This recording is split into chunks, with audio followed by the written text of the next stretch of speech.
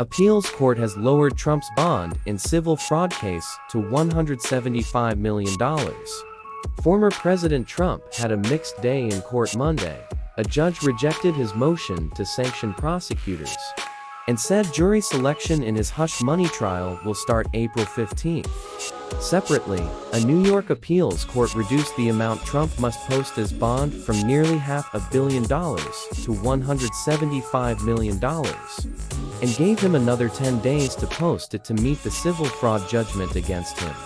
Last week, Trump argued to an appeals court that a bond to cover $454 million was a practically impossibility, because he doesn't have the cash to guarantee it right now. Trump had been facing a deadline Monday to post the $454 million bond, or else face seizure of his assets. In a statement, Trump said he will abide by the decision of the Appellate Division and post either a bond, equivalent securities, or cash.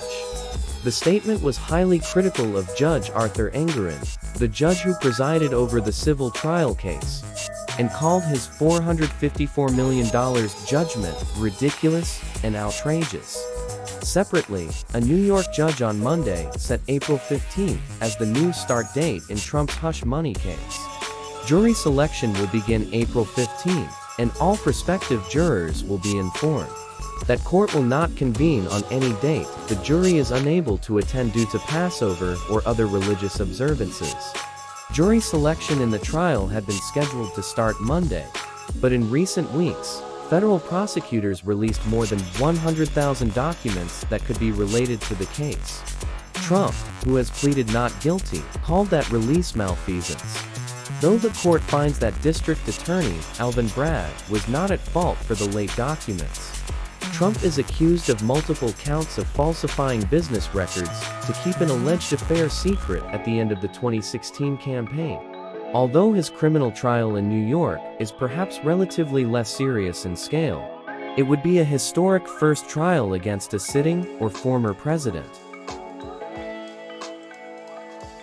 The trial will coincide with the presidential campaign. Trump, the presumptive Republican presidential nominee, is running against the man who defeated him in 2020, President Biden. Outside the court, Trump accused Bragg of timing the trial with the election. "This is election interference.